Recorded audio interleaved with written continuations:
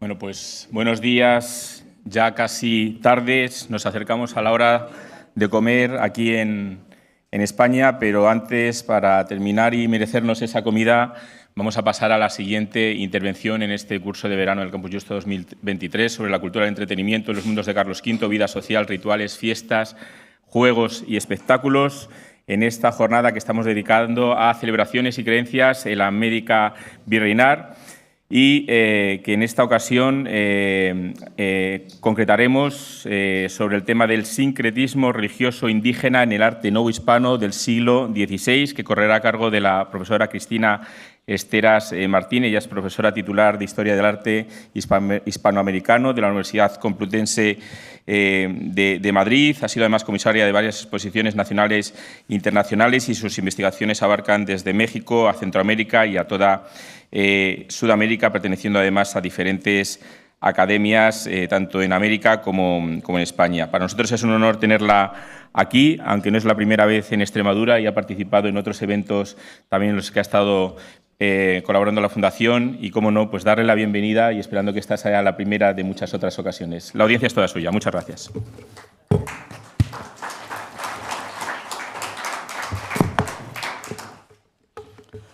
Buenas tardes ya.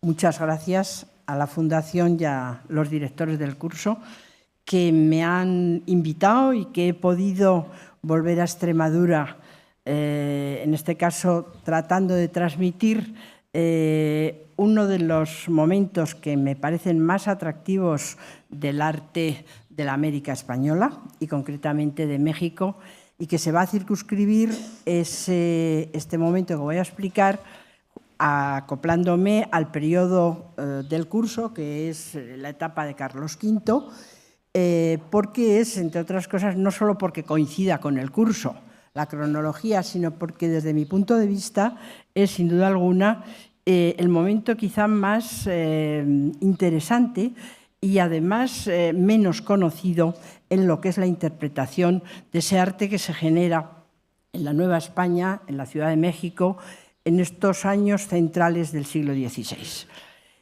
La lectura que yo voy a hacer de este momento es una lectura un poco atípica porque no me voy a fijar, más allá de que a cualquier historiador del arte le es necesario conocer las fechas en las que se hacen las obras para poderlas situar, incluso poderlas entender y valorar, pero la lectura que voy a hacer va a ser una lectura de carácter simbólico y va a estar relacionada con algunos ejemplos, porque yo les puedo ahora explicar cosas de palabra, pero si no las justifico con las obras, se van a creer ustedes que quizá me la estoy inventando o van a valorar que realmente lo que digo se ajusta a lo que estoy pretendiendo. De manera que cuando se me propuso un tema para intervenir y ajustándolo en este momento de la etapa de los años centrales, que son los que corresponden con Carlos V, dije, bueno, pues voy a hablar del sincretismo religioso indígena en el arte novohispano. Quizá este título es un poquito amplio. No me suelen gustar los títulos amplios, pero como no sabía cuáles eran los destinatarios del mensaje y de la intervención mía, podía haberse llamado, por ejemplo, el arte de contacto o el arte de convergencia, pero digo, a lo mejor no entienden bien de qué va a ir. Y de lo que yo pretendo es que muchas de las obras que se hicieron en este momento son obras que responden no solo a cumplir o no con la estética o con las manifestaciones religiosas propiamente creadas en este momento, sino a entenderlas en su profundidad y sin obviar cuál es la participación en el mensaje de la población indígena, que en definitiva era la que era la destinataria de las mismas. No solamente la destinataria, sino la creadora de las mismas. Tienen que pensar que en estos momentos quienes van a realizar las obras en sus gradientes de categoría artística van a ser los indígenas. Los frailes, en su momento de evangelización, transmitirán, por ejemplo, circulación de grabados para lo que es la evangelización y la docencia, etcétera, o para ayudarles a construir grandes arquitecturas, como fueran las de los conventos, pero indiscutiblemente el destinatario y el realizador de la obra fue el indígena. 1492, fecha sobradamente conocida, es el momento o la fecha que tomamos como la nueva frontera de la geografía artística, bueno, de la geografía y del arte y de la cultura, no solamente de España, sino también de lo que es Europa, es decir, Europa y España.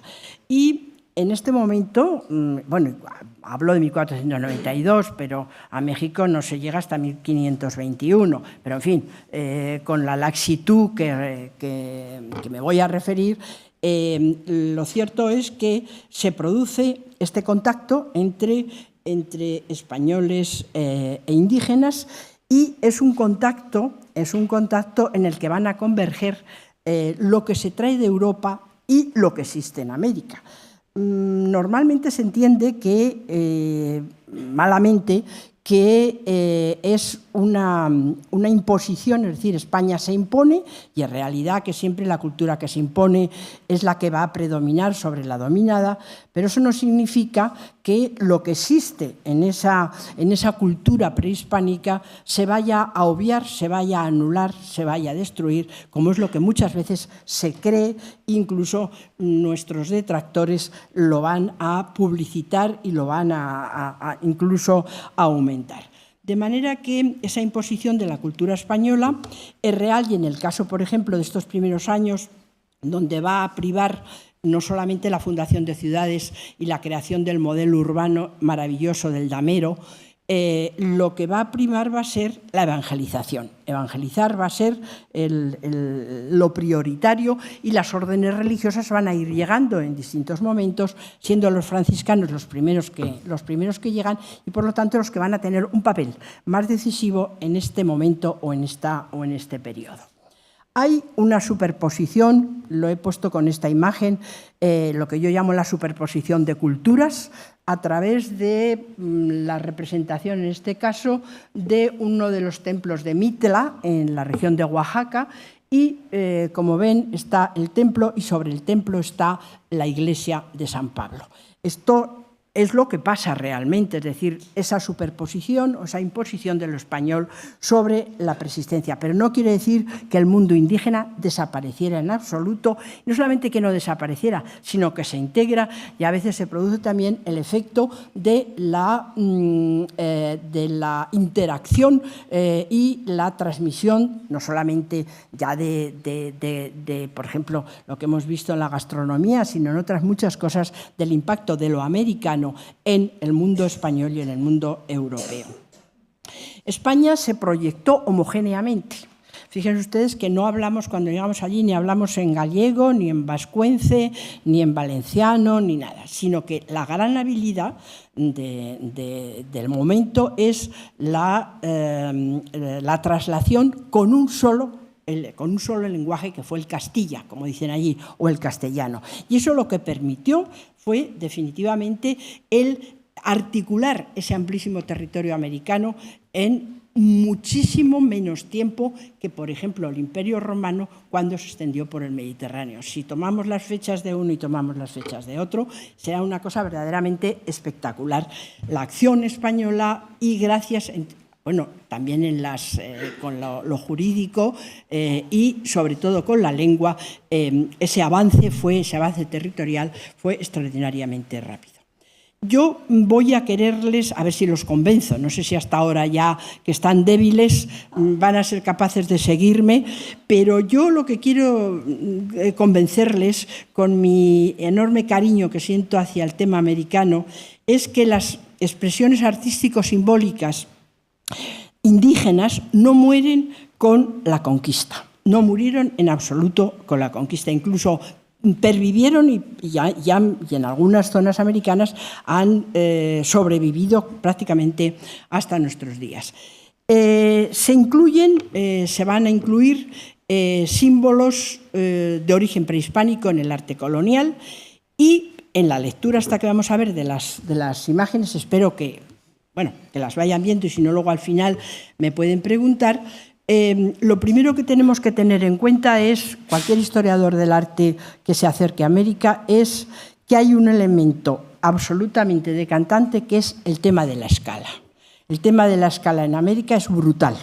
Brutal frente a lo que nosotros tenemos. La proximidad de las poblaciones nuestras es que están completamente pegadas unas a otras. La escala es brutal. Y esa escala, que a los españoles cuando llegan les produce un efecto verdaderamente, bueno, no sé, de fascinación, por no utilizar otra palabra menos adecuada, nos lleva a que, por ejemplo, yo les he traído la pantalla para mostrarles lo que fue la incidencia de lo americano en la transculturación española, este plano de la ciudad de Teotihuacán, que está muy próxima a la Ciudad de México. Si van de turistas es lo primero que les van a enseñar, donde el recinto, el enorme recinto, recoge una serie de pirámides con un eje que es la llamada Calzada de los Muertos, que visto así simplemente yo quería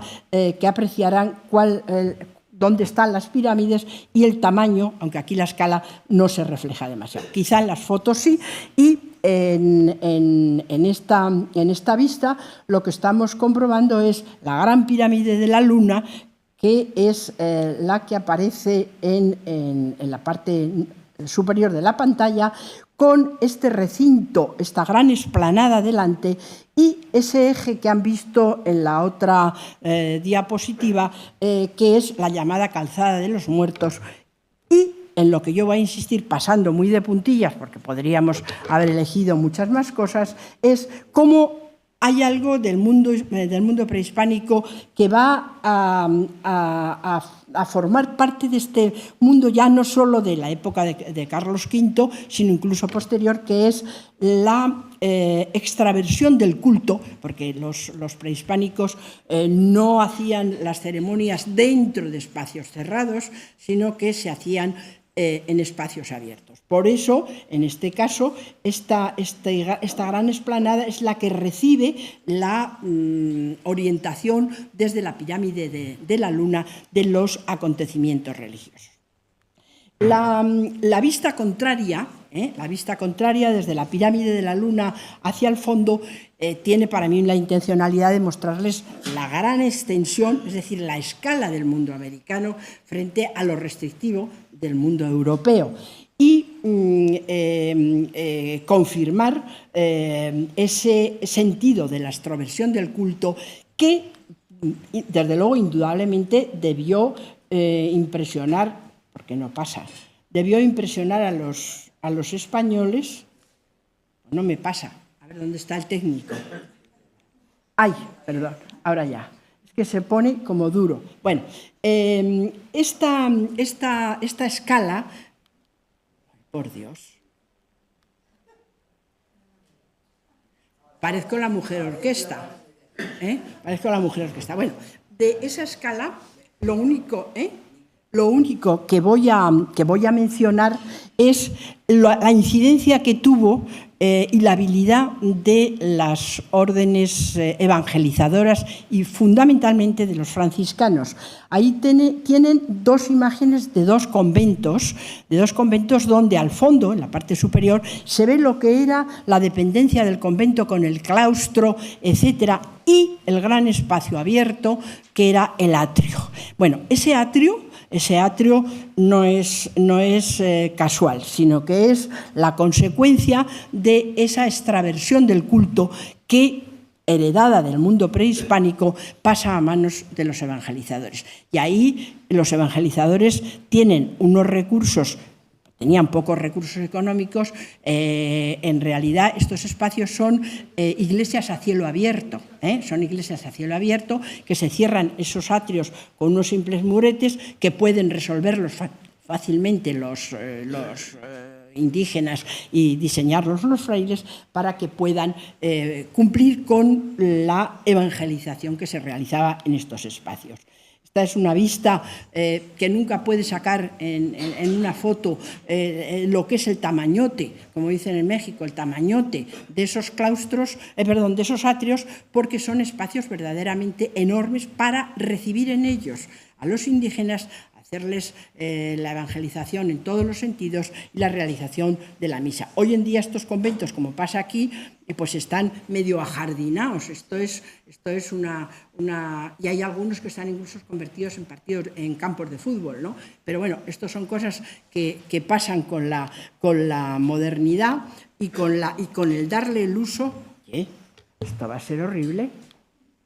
Bueno, me voy a fijar, para hablar de este sincretismo religioso, me voy a fijar en muy poquitos ejemplos, porque no quería atontarles con muchas imágenes, sino ir al meollo de la cuestión.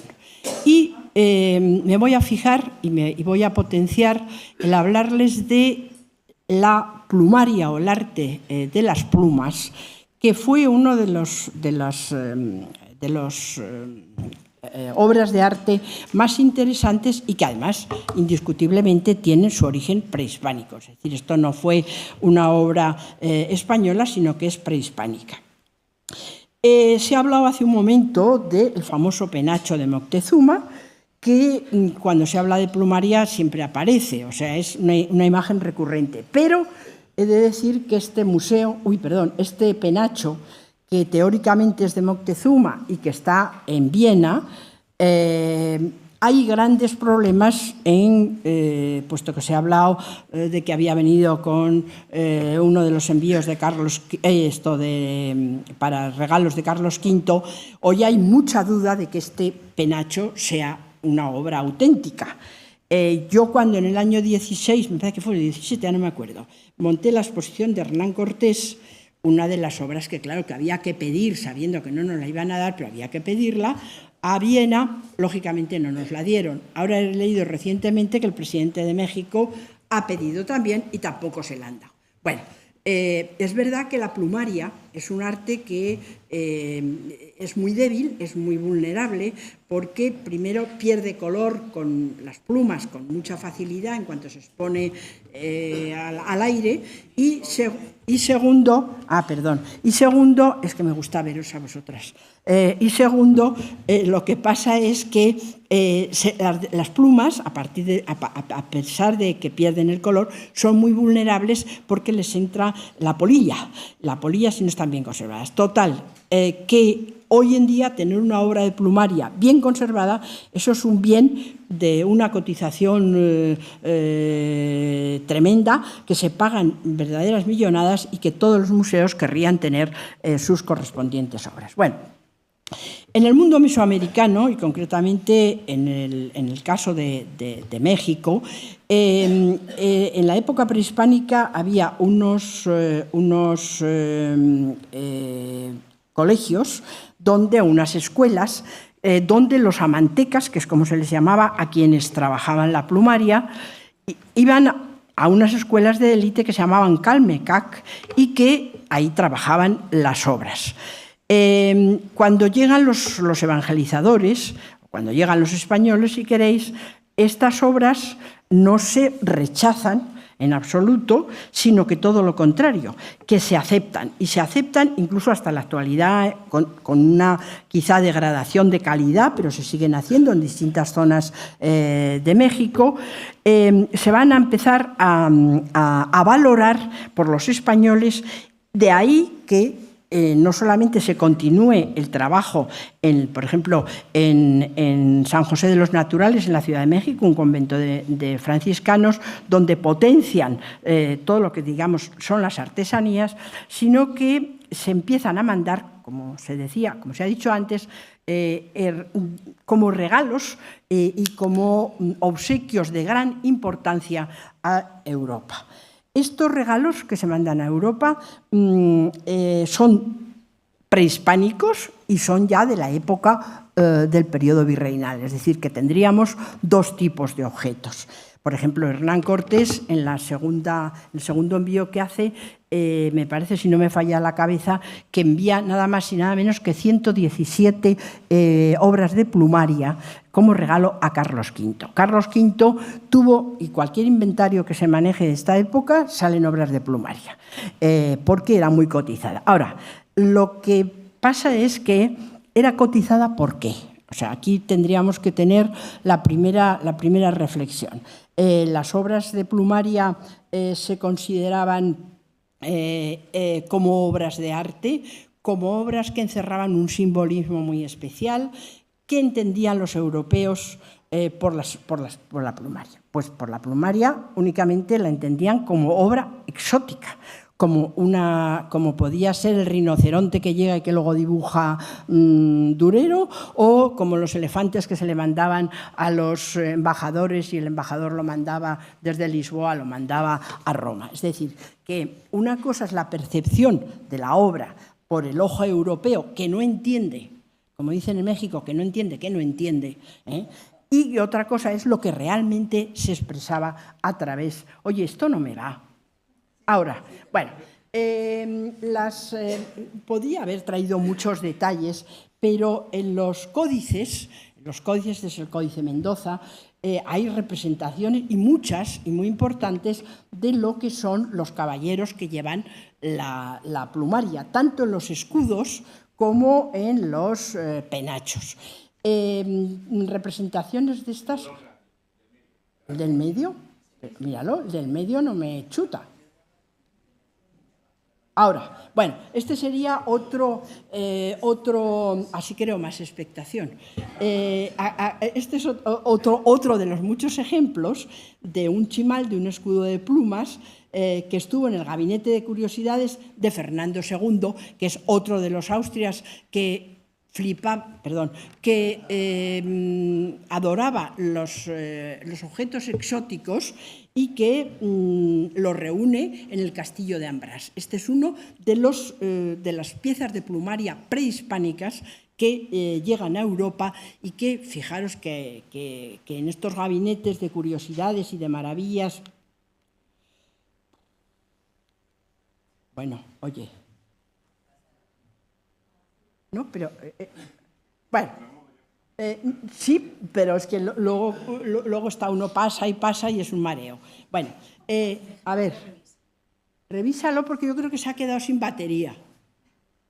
Bueno, dos detalles de representación de amantecas, de estos artistas de la plumaria, donde aparecen, son dos, podríamos haber puesto muchos más, pero, por ejemplo, en el de la izquierda aparece trenzando, anudando con la técnica, porque hay distintas técnicas, lo mismo que hay distintas técnicas también para las plumas. Las plumas no se podían utilizar las que eran de animales muertos, había que ser en determinadas épocas, por esa vitalidad que tiene lo que es el raquis de la pluma y lo que, en definitiva, le hace desaparecer después la pieza.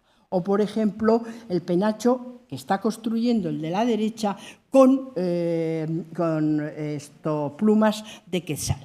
Las plumas que utilizaban eran de todos los pájaros más exóticos que hubiera en Mesoamérica. Piensen que también llegaban plumas a México de distintos lugares porque eran sistemas de pago, y que las plumas tenían mucha más importancia que el oro. O sea, indudablemente la utilización, la utilización de las plumas, no solamente como efecto de jerarquía y de dignidad que utilizaban los aztecas, etcétera, sino en realidad como el empleo de estas. ¿Qué animales, qué pájaros son los que se utilizaban? Bueno, ya digo que hay todo un abanico, un arco de pájaros muy cotizados, pero yo creo que este y el quetzal son los dos más atractivos. En primer lugar, bueno, están los colibríes, los quetzales, están las garzas, las guacamayas, los tucanes, los papagayos, etcétera, y otros que se traían fuera del imperio. Ahora, he puesto el colibrí porque se consideraba un animal mágico, era el amuleto además de la magia amorosa, siempre todo el tema del amor es algo importante, se relacionaba con los dioses y además se le consideraba en muchas ocasiones el mensajero de los dioses. Fíjense que en los catecismos que se escriben en náhuatl, cuando ya se está produciendo la evangelización, los frailes son lo suficientemente vivos e inteligentes para cómo dar el mensaje, es decir, cómo explicar el Espíritu Santo a un indígena. Es decir, cuanto los mensajes eran más complejos, más herméticos, era necesario utilizar símbolos o imágenes que pudieran transmitir y facilitar esa conexión entre los frailes y los indígenas. Y en este caso, en estos catecismos se ponía, en lugar del Espíritu Santo, se ponía un colibrí como referencia o como sustitución.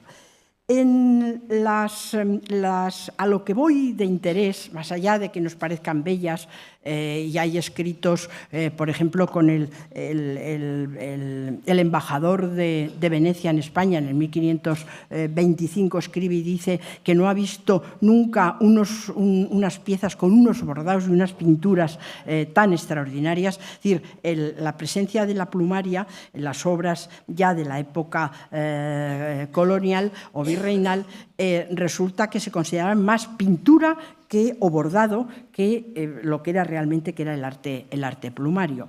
De manera que cuando vamos a ver obras ya no prehispánicas, sino obras de carácter religioso y de la época colonial, descubrimos, bueno, estos son unas pequeñas imágenes de los animales, sobre todo, fijaros, las plumas esas de la cola excepcionales son las que, en teoría, ese penacho de Moctezuma, ese supuesto penacho de Moctezuma, lleva, que son las largas. O, por ejemplo, las guacamayas rojas. El empleo de plumas de todas estas aves producen unos efectos en las obras de arte verdaderamente brillantes, coloristas, la irisación atrae, es muy atractiva, pero en Europa no se entendió cuál era realmente la enjundia del porqué de las plumas. Esta pieza que estáis viendo ahí es la más antigua que se conoce, precisamente por la vulneración del propio material. Es un pequeño cuadrito, un mosaico de plumas, que está en el Museo de Auch, en Francia, en el Museo de los Jacobinos, y que está fechado y por eso además tiene el valor de conocer la cronología, que en este caso no hay duda, cae dentro de la época de Carlos V, o sea, no hay duda. Bueno, pues en este mosaico de plumas, que está además muy bien conservado, se puede apreciar el fondo azul del uso de la pluma de colibrí, que he puesto en otro detalle. Normalmente las plumas acaban decolorándose y casi uno tiene que inventar cuáles serían los colores de la obra real. Pero en este cuadro, en este mosaico, hay dos cosas que son interesantes, que os las quiero hacer ver. Hay, en ese enfoque que estoy haciendo, hay dos piñas. Es decir, sobre el sepulcro de ese Cristo, de ese milagro de la misa de San Gregorio, hay dos piñas. La piña, evidentemente, no se conocía en Europa. Es decir, que aquí ya estamos viendo la incorporación de determinados elementos del mundo americano a una obra tan sumamente temprana. Y sobre todo lo que es mucho más interesante, más complicado, es que en la casulla del sacerdote que está haciendo la misa tiene unos círculos, no sé si los veis o no, unos círculos que van haciendo la forma de la cruz, y eso puede pasar como un elemento decorativo. Pues no es un elemento decorativo, es la representación de un chalchihuite o rodete que en el mundo prehispánico lo que viene a significar es la relación que existe de ese elemento con el tema de la sangre. Y el tema de la sangre viene en relación con lo que es la transustanciación de la misa, es decir, la conversión del vino de la misa en la sangre de Cristo que nos va a derrimir. O sea que esta pieza, por muchas razones, es realmente excepcional y demuestra en una fecha tan temprana, primero, la valoración que se hace de la... Mira, oye, esto me va a poder, ¿eh? Ya está. Bueno, este es el detalle para que lo veáis ampliado, y de los chalchihuites o los rodetes de los que luego hablaremos. Fue tan sumamente apreciada la plumaria en Europa que cuando se hacían grandes regalos se pensaba justamente en hacer textiles con la aplicación de la plumaria. Hay muy pocas mitras que se hayan conservado, que son las que llevan los obispos en las grandes ceremonias. Pero aquí os he traído al hilo una que está en el monasterio del Escorial y la otra que se encuentra en Ambrás, en el castillo de Ambrás, donde Fernando II tenía las cámaras de las maravillas para reunir las obras. Fijaros que las piezas que os voy a mostrar son básicamente piezas religiosas. Son piezas religiosas y son piezas religiosas que están relacionadas con el oficio de la Santa Misa. Desde la mitra que os he mostrado hasta otros mantos, otras casullas, que no era cuestión de repetir. Pero luego veremos el porqué. Y estas son pequeños retablos devocionales donde ya se ha perdido, ahí veis al fondo los restos de pluma descoloridos, o, por ejemplo, en estos colgantes que son del siglo XVI, donde también la figura de la madera de boj, los pequeños relieves, destacan sobre el fondo de esa plumaria. No todas las piezas religiosas, no todas las piezas generalmente se hicieron devocionales, cuadritos, mitras, revestimientos para los oficios. Hay un cáliz en el Museo del Condado de Los Ángeles, que es una maravilla, donde aparece también medallas con plumaria en el fondo. Y eso es porque, en realidad, cuando los frailes querían transmitir a los indígenas el mensaje de que lo que se estaba celebrando en la misa era una relación con Dios, ¿cómo se lo podían decir? Ese lenguaje hermético únicamente lo podían referir o lo podía entender el indígena con elementos que ellos identificaban con lo divino. Y lo que identificaban con lo divino no eran ni más ni menos que las plumas. Las plumas, en sus creencias, eran las sombras de los dioses. Esa irisación que tiene la pluma es esa sombra de los dioses. Y los frailes se aprovecharon inteligentemente de esos mecanismos y lo que hacen es potenciarlo. Hay solamente una obra, una gran obra de plumaria, que no pertenece al mundo religioso, sino que es al mundo civil, que es la famosa adarga de parada de Felipe II, que está en patrimonio, estaba en la Real Almería de Madrid, y que es una pieza que esto podría tener un curso por sí sola, pero bueno, simplemente el referirlos que es una obra, no se tiene fecha, no se tiene nombre del posible autor, pero sí saber que es más o menos de finales del siglo XVI, que reúne en la iconografía las 4 grandes éxitos o batallas contra el Islam de Carlos V, y que, bueno, entre ellas está la de las Navas de Tolosa, la toma de Granada, la jornada de Túnez y Lepanto. Son las 4 representaciones que se hacen. Y luego, en la parte central, y yo no voy a entrar ya en eso porque si no me cubre el tiempo, Dios mío, hay una filacteria con una divisa y hay unas imágenes también muy controvertidas en su interpretación. Pero bueno, lo que yo quiero trasladaros es la inteligencia de los evangelizadores de usar para la comunicación, una comunicación simbólica en la que se hiciera más fácil el entendimiento del mensaje entre los dos grupos, entre el grupo español y el grupo indígena. Coleccionistas de plumaria, no hay inventario importante que no traiga alguna referencia. Está la de Carlos V, Felipe II, que tuvo una especial predilección por los objetos plumarios, Fernando II, el archiduque de Austria y conde del Tirol, Rodolfo II en el castillo de Praga. Coleccionó cosas exóticas y plumaria a montón. María de Aragón, los Médicis, es decir, que fue un arte muy apreciado en Europa, pero ojo, por lo exótico, no por entender que lo que se producía o lo que se había pretendido con ese arte era justamente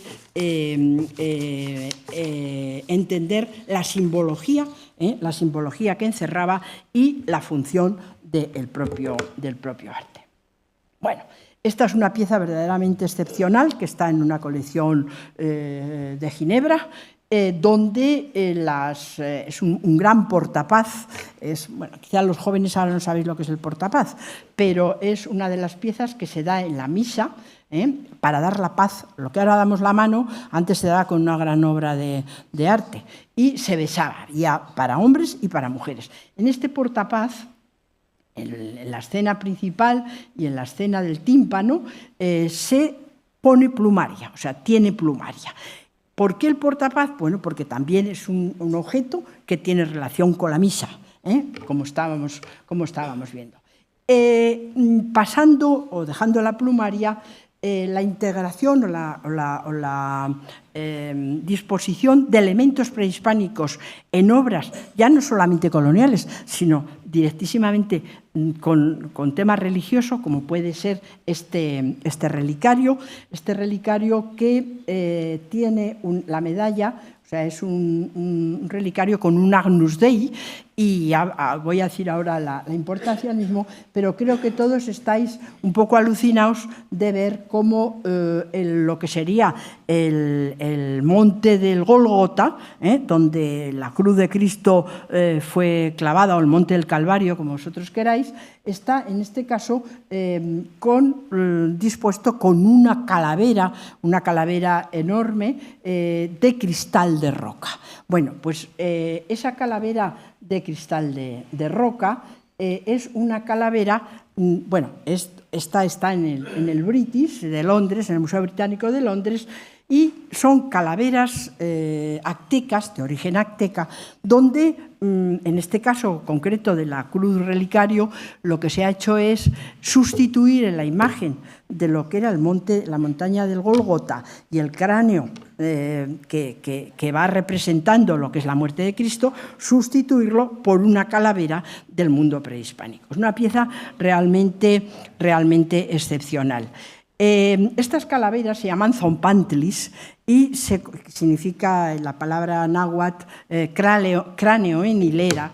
Se colocaban, no precisamente las de cristal de roca, pero aquí, por ejemplo, tenéis del Códice Ramírez, en el Templo Mayor de México, la composición de esos cráneos con las hileras de madera, que es las que se ponían. O, por ejemplo, las que se encontraron, esta es excepcional, de las excavaciones que se hicieron en el Templo Mayor de México, en lo que sería colateral con la Catedral Mexicana, donde aparecieron toda esta suerte de zompantlis colocados en hilera, porque estos elementos, estos zompantlis, que significaban los guerreros a los que se había dado muerto, se colocaban, aparecían junto a los grandes templos. Y claro, este es uno de los más importantes, puesto que es el templo de la Ciudad de México. Y este sería el último ejemplo que yo os voy a mostrar, muy complicado de lectura. Es una cruz de altar que está en la Catedral de Palencia, en Castilla, que no se sabe cómo llegó y que es una obra realmente increíble por la dificultad que se ha tenido hasta recientemente de interpretar todo lo que aparece en el pie. El Cristo es un Cristo de tipo renacentista, con los brazos de cristal de roca, pero el pie, si uno se fija, no ve más que un mogollón de elementos que dices, bueno, en un primer vistazo, esto puede ser simplemente pues una recreación naturalista de lo que fue el monte del Gólgota. Pero es que realmente eso no es así. Eso es la representación de una recreación de tipo prehispánico muy compleja, de lectura muy compleja, en la que se va viendo o vamos a ir descubriendo elementos de distintas características. Por ejemplo, si nos acercamos, se acerco las imágenes para que las podáis ver con un poquito más de calidad. Estáis viendo, por ejemplo, ahí como una especie de lagarto grande, cabezas de leones que asoman por unas cuevas, gusanos, una serpiente cascabel, una serpiente cascabel con plumas, que esto sería lo que después la identificación del dios Quetzalcóatl, que es el dios emplumado, aparece, por ejemplo, y luego veremos las imágenes que demuestran que yo esto no me lo estoy inventando, sino que ha sido sesudamente contrastado, ¿no? Pues aquí veis, por ejemplo, una cascada, que además la cascada va...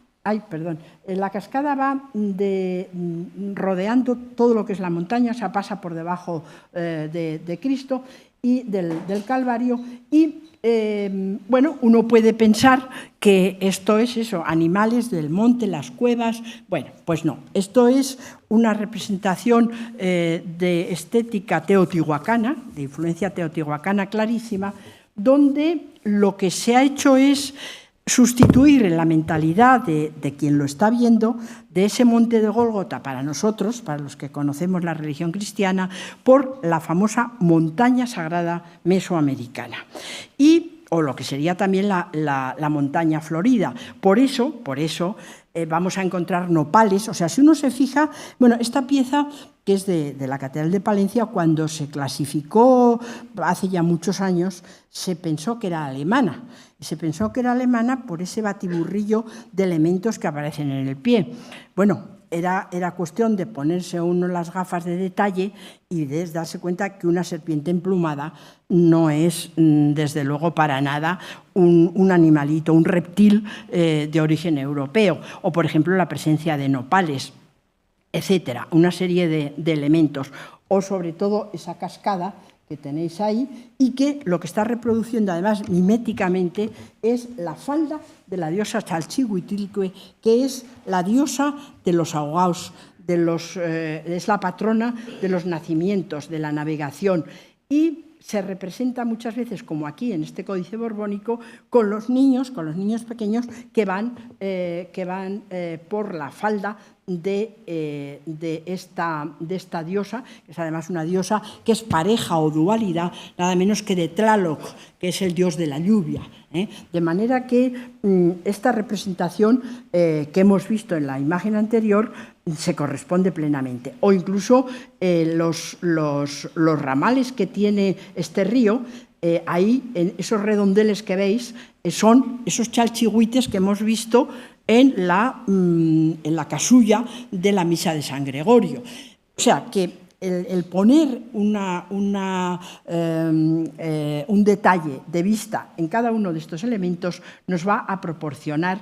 Ahí, por ejemplo, veis la cascada, veis, hay moscas, hay mariposas, etc. ¿Y esto qué quiere decir? Bueno, pues la presencia, por ejemplo, de mamíferos, de aves, de cascadas, de reptiles, nos está llevando a una representación cosmológica de los 4 elementos o fuerzas de la naturaleza.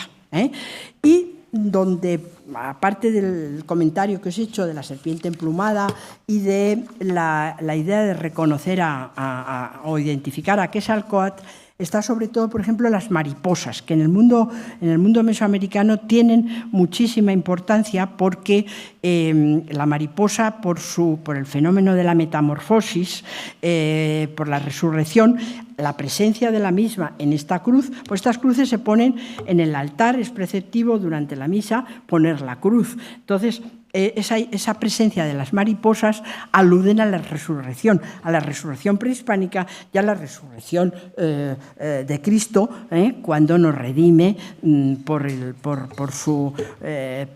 la salvación que nos hace. De manera que este programa iconográfico que aparece en el pie de la cruz de Palencia tendría relación. Bueno, esto es una imagen de uno de los palacios que está en Teotihuacán, que es el mural de Tepantintla, que es espectacular. Ahí, bueno, quizás solamente veis un poco la imagen, pero en la zona inferior vais a ver, sobre todo en esta de aquí, la representación de ese paraíso de Tlaloc. Ahí lo veis un poquito más color y con más detalle, donde justamente vamos a ver ahora, y esta sería ya el final de la imagen, donde estáis viendo el río, ese río, la representación, la presencia de las mariposas, la representación de distintos... Están incluso el juego de pelota,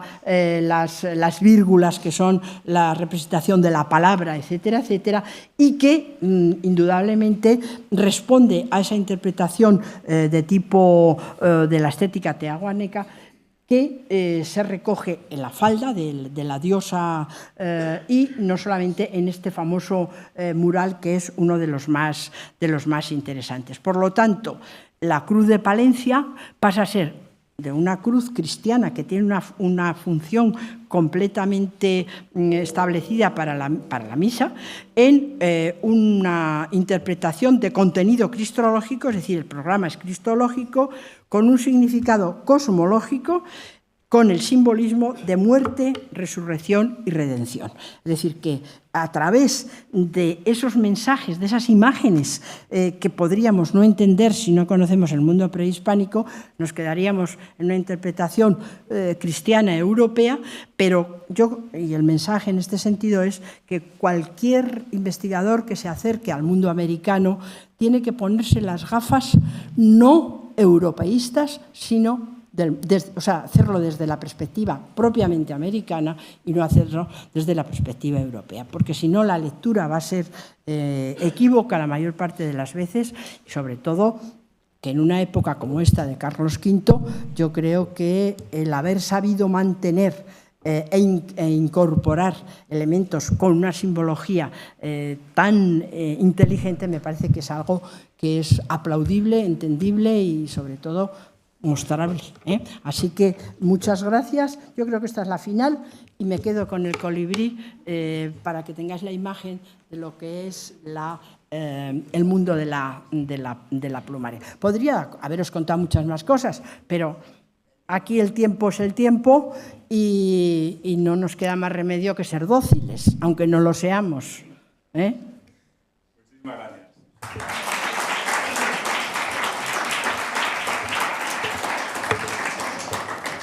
Muchísimas gracias, profesora. Tenemos incluso unos minutos también para preguntas y respuestas. La verdad que ha sido una presentación...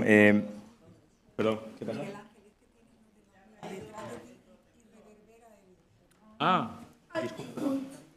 ¿Qué colocamos? Todavía estoy ágil. Disculpar, que no me he dado cuenta que se había caído la espumilla del micrófono. Decía que muchísimas gracias por su intervención, la verdad que ha sido preciosa y bueno, acompañada además de imágenes que nos muestran esa influencia, ¿no?, de lo que fue el arte y de alguna manera todo lo que es los productos también de la América virreinal, y esa influencia que tuvieron también en el arte sobre todo, además lo ha señalado de manera destacada, el arte religioso, ¿no? Y me llama una cosa la atención, ¿no?, porque precisamente por eso, esa influencia de esos elementos en el arte religioso y sobre todo aquellos relacionados con la Santa Misa o con las cruces, con diferentes elementos que formaban parte de ese arte religioso europeo, si no ha habido contradicción, ¿no? Porque incluso cuando estaba mencionando en una de las últimas diapositivas el tema de la cascada, ¿no?, de la diosa del agua, el mezclar dioses que venían de América con elementos religiosos europeos, ¿eso no causaba una contradicción de alguna manera a la hora de... ¿Sabe lo que quiero decir? ¿Esto suena o no? Sí. Primero no se entendían, o sea, pasa como con los emblemas y con las divisas, que hay que tener mucho conocimiento de un mundo y de otro mundo para saberlos interpretar. Porque yo la primera vez que vi la cruz de Palencia, esta cruz de Palencia, lo primero que se me ocurrió, dije, no, esto desde luego es americano. Esto es americano y por la época tenía que ser de México, porque claro, la cronología vale para algo. Pero dicho esto, no supe interpretar, es decir, yo vi algo raro en ese pie sí que deduje que el sentido del abigarramiento, es decir, de la condensación de elementos en ese pie, era algo muy de la técnica o de la mentalidad de los indígenas. Es decir, que eso sí lo percibí, pero no percibí la interpretación de cada uno de esos elementos. A eso hemos llegado después de ir constatando que la diosa Chalchihuitlque tiene una falda con la que se representa siempre, que viene a coincidir. Entonces, bueno, ya vas diciendo, bueno, pues esto tiene que tener un sentido, tiene que tener otro, pasa como con lo de la plumaria, ¿no? Que tú lo ves, lo aprecias y dices, qué bonito, es un bordado, es una pintura. Pues no, es algo más que todo eso. Es un mensaje, es un soporte para dar un mensaje y que sea entendible, porque el problema era que yo siempre me pregunto cómo sería la explicación de un fraile franciscano a los indígenas de la Santísima Trinidad. A ver, ¿cómo explicas tú eso? Entonces, lo inteligente de los frailes, porque también hay historias del arte donde se ha escrito que eran tan absolutamente incultos los frailes que dejaban que se introdujeran elementos y símbolos prehispánicos en esas obras religiosas. Y eso conducía a incluso castigos, etc. ¿Qué va? Es que los frailes lo que fueron fue vivísimos, fueron verdaderamente, y sobre todo los franciscanos, porque son los primeros que llegan y son los que tienen que abordar la tremendísima tarea de tener que evangelizar y de tener que todas estas cuestiones nuestras trasladarlas en mensajes que son muy críticos, que son muy herméticos, y que utilizas el lenguaje. Es como si nosotros ahora vamos a la Luna y nos encontramos con unos señores allí. Pues ¿cómo les transmitimos o cómo nos transmiten ellos a nosotros si no tenemos ese lenguaje? Pues utilizando ese lenguaje del foráneo y además, claro, utilizando el lenguaje y que viene a coincidir ese lenguaje con lo mismo que tú quieres expresar, claro, si no, no vale, ¿no?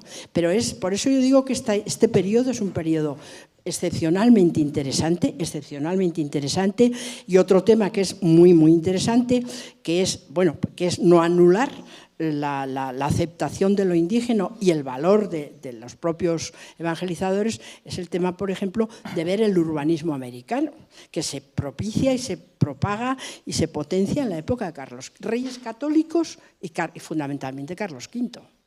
En el mundo americano eso es algo realmente excepcional. Pues muchísimas gracias. Vamos a dar paso a las preguntas de los alumnos. Tenemos por aquí atrás ya alguna. ¿Se escucha? Sí.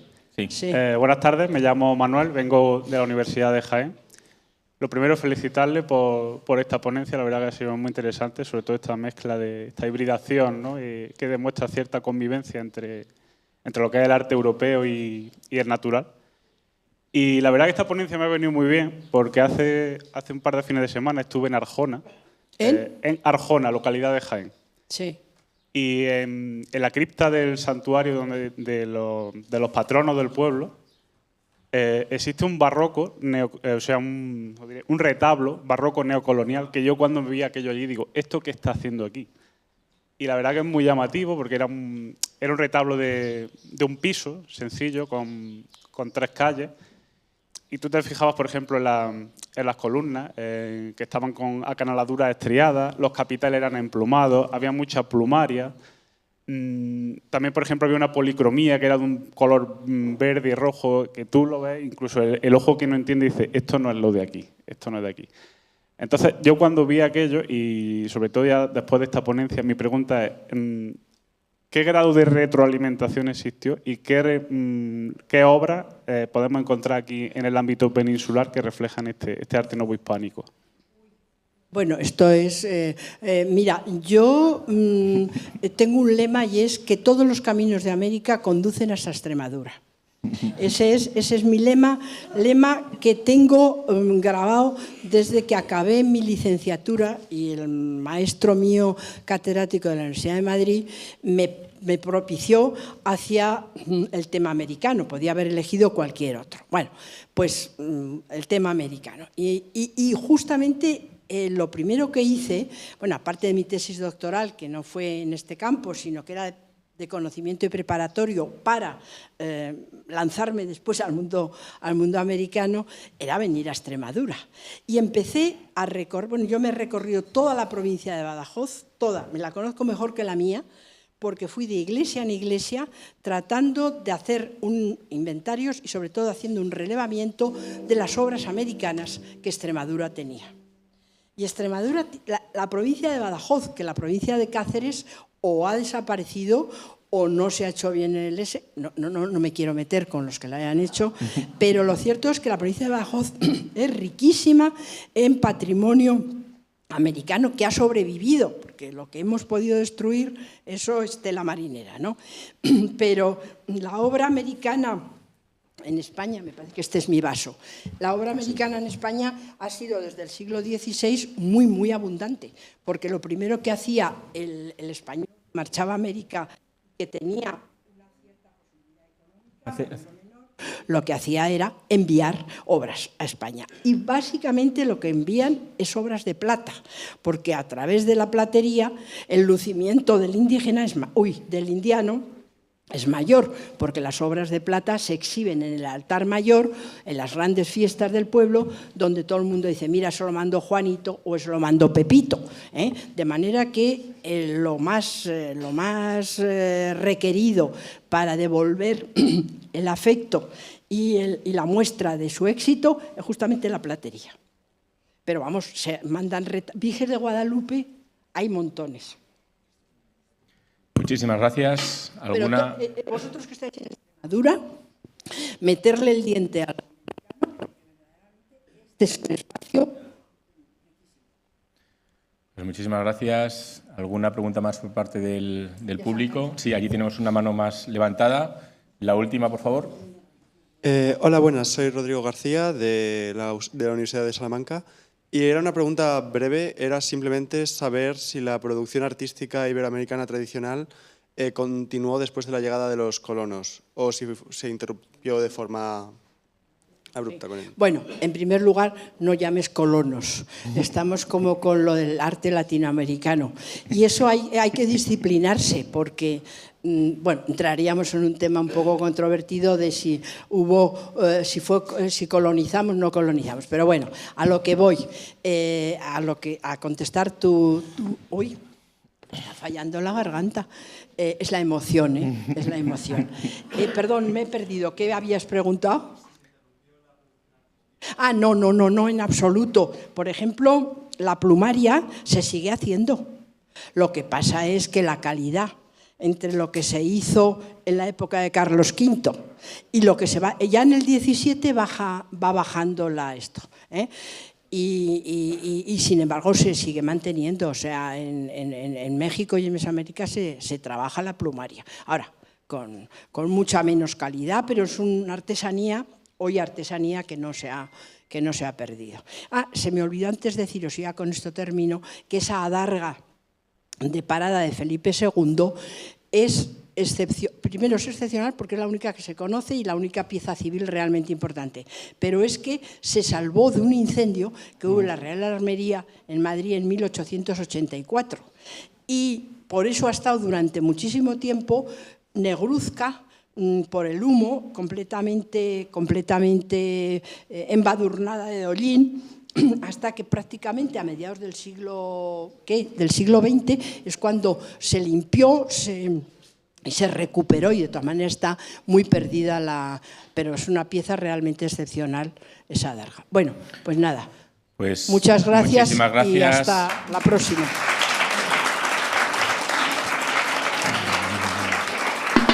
Muchas gracias y bueno, yo me quedo con esa frase de que todos los caminos de América conducen a Extremadura como divisa de esta jornada. Pasamos a la comida y bueno, mañana ya sabéis que tenemos la última jornada. No olvidaros, ya pasando más a los elementos más prácticos, que esta tarde tendremos, además de la visita al monasterio de Yuste, ahora tras la comida, a las 4:30, tendremos luego una cena teatralizada en el parador de Jarandilla. Más cosas, ya cortando la emisión.